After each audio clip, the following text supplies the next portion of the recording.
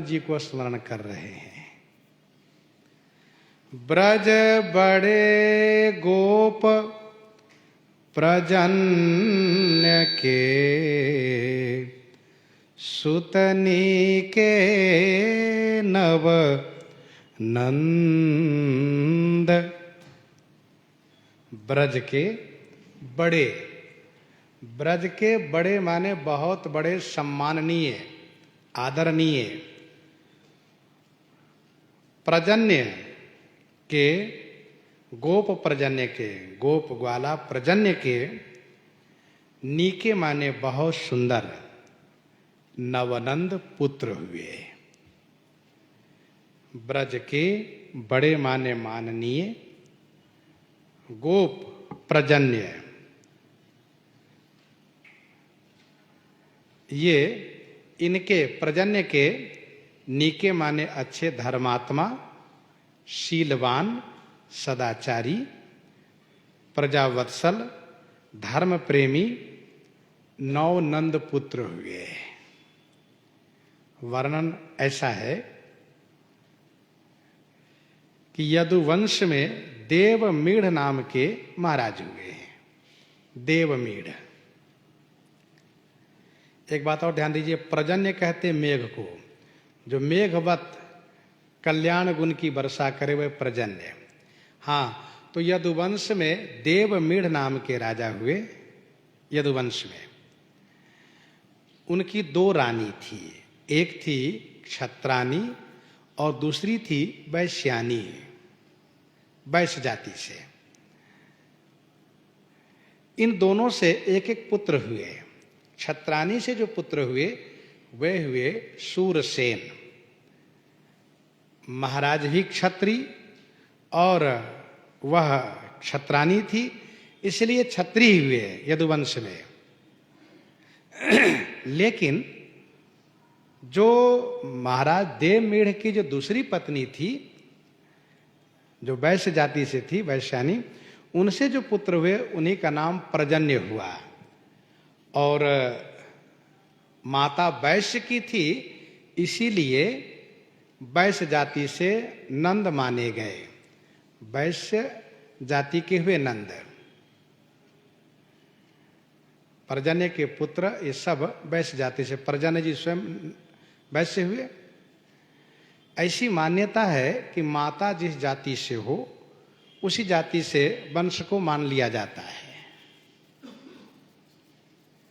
रामायण जी में इस बात को लेकर कहा गया है कि भले ही विश्रवा जी मुनि हैं, ब्रह्मा जी से पुलस्त, पुलस्त से वैश्रवन, वैश्रवन से विश्रवा, और उनकी जो पत्नी थी वह राक्षस जाति से थी, असुर जाति से, इसीलिए उनकी संतान को असुर माना गया। इस बात की पुष्टि है। तो महाराज देवमीढ़ की जो वैश्यानी पत्नी थी उसी का पुत्र है पर्जन्य, इसलिए वो वैश्य हो गए। इनके 9 नंद परक पुत्र हुए। 9 नंद परक पुत्र हुए। नाम है धरानंद, धरानंद, ध्रुवनंद, धरानंद, ध्रुवनंद, और तृतीय उपनंद, तीसरे हुए उपनंद। सुनागर माने अतिशय चतुर हुए। चतुर्थ तहाँ अभिनंद, चतुर्थ माने चौथे हैं अभिनंद महाराज। धरानंद, ध्रुवनंद, अभिनंद, ये चौथा हुए। पहला धरानंद, दूसरा ध्रुवनंद, तीसरा उपनंद और चौथा हुए अभिनंद। और पांचवा है श्री नंद बाबा, नंद जी महाराज। सुख सिंधु उजागर, सुख के सागर उजागर हैं। उजागर माने जग प्रसिद्ध हुए, इनकी कीर्ति संसार में प्रसिद्ध है। सुठी सुनंद, सुठी माने अतिशय, पशु पालन करने वाले, निर्मल, निश्चय, अपने विचार में निश्चय रहने वाले, निश्चल बुद्धि वाले, अभिनंदन माने आनंद प्रदान करने वाले सुनंद, सुनंद जी महाराज हुए। ये छठवें हुए। सतवां का नाम है कर्मानंद जी, आठवां का नाम है धर्मानंद जी, और नौवें का नाम है वल्लभानंद जी। ये 9 नंद है। कर्मा धर्मानंद अनुज वल्लभ जगवंदन, जगत में वंदनीय हुए वल्लभानंद जी, छोटा भाई है। आस पास वा बगर के जहां बिहरत पशुप सुछंद, आस पास, आस पास वा बगर के, बगर माने जो फैले हुए स्थान है, जो बृहद, जो गौओं के विचरण करने के लिए, चरने के लिए जो स्थान है वह बगर। जहां बिहरत पशु सुछंद, जहां पर पशु माने जो गौ हैं वे सुछंद माने स्वतंत्र होकर के विचरण करती हैं। ध्यान दीजिएगा, सुमुख गोप की कन्या, सुमुख गोप की कन्या श्री जशोदा नंद बाबा की धर्म पत्नी हुई, नंद रानी हुई वे। गोपाल चंपू में ऐसा वर्णन है, गोपाल चंपू में ऐसा वर्णन है कि महाराजा श्री प्रजन्य ने, महाराजा श्री प्रजन्य ने श्री वसुदेव आदि से तथा श्री गर्गाचार्य आदि सबसे मंत्रणा करके, श्री वसुदेव आदि तथा श्री गर्गाचार्य आदि सबसे मंत्रणा करके, और इन्होंने उपनंद जी को विधि विधान के अनुसार तिलक किया, राजा बनाया। सभी ग्वालों के राजा हुए उपनंद। लेकिन उपनंद जी महाराज ने अपना अधिकार, अपना पद उसी विधान के अनुसार नंद जी को समर्पित किया। तो नंद जी बन गए राजा, ब्रज के राजा नंद बाबा। गोकुल के राजा कौन है? नंद जी हैं। नंद जी जो भी कार्य करते थे उपनंद जी के मंत्रणा में, उनकी सलाह से काम करते थे, और बड़े ही प्रजावत्सल थे। इनके कुशल राज्य संचालन से सब लोग बड़े प्रसन्न रहते थे, बड़े प्रभावित रहते थे। सब सुख प्राप्त था, लेकिन एक कमी थी, तो संतान की कमी थी। यह सोच करके नंद बाबा ने एक पुत्रेष्टि यज्ञ किए। इन्होंने एक पुत्रेष्टि यज्ञ किया। यज्ञ कार्य संपन्न हो रहा है, इधर नंद बाबा को सुंदर सुंदर स्वप्न हो रहा है। नंद बाबा कहते हैं, जशोदा बहुत अच्छी बात है, पुत्रेष्टि यज्ञ हुआ और पुत्र की प्राप्ति भी होगी, लेकिन मुझे जो लाला दिखाई देते हैं मैं क्या बताऊं, उन्हीं में मेरा मन लगा रहता है।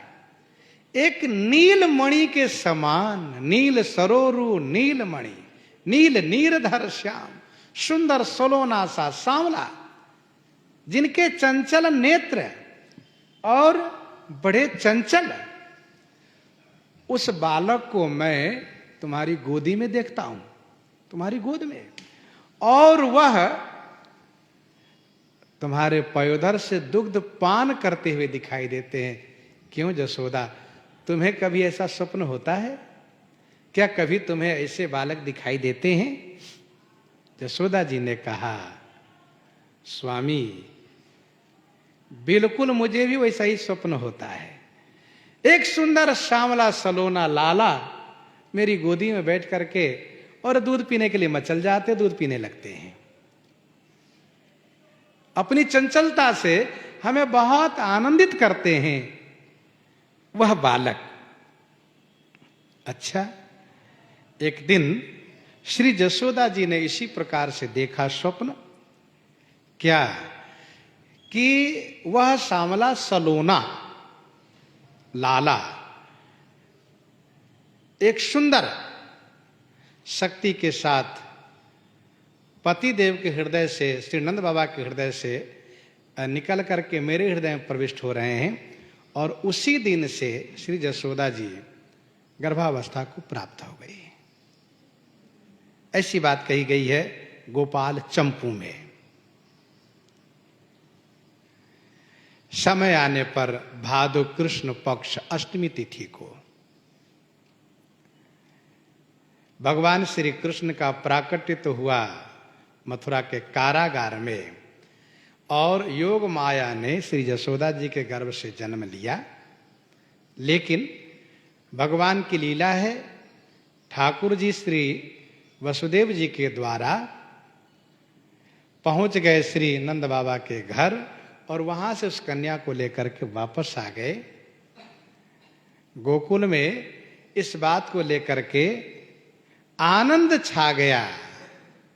नंद घर आनंद भयो, जय कन्हैया लाल की। और इधर मथुरा की जो बात हुई हम आप सब परिचित हैं।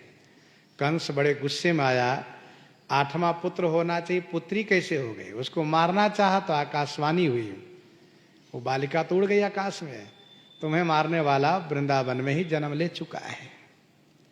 अब कंस श्री कृष्ण भगवान को मारने के लिए तमाम प्रकार के उपाय करना शुरू किया।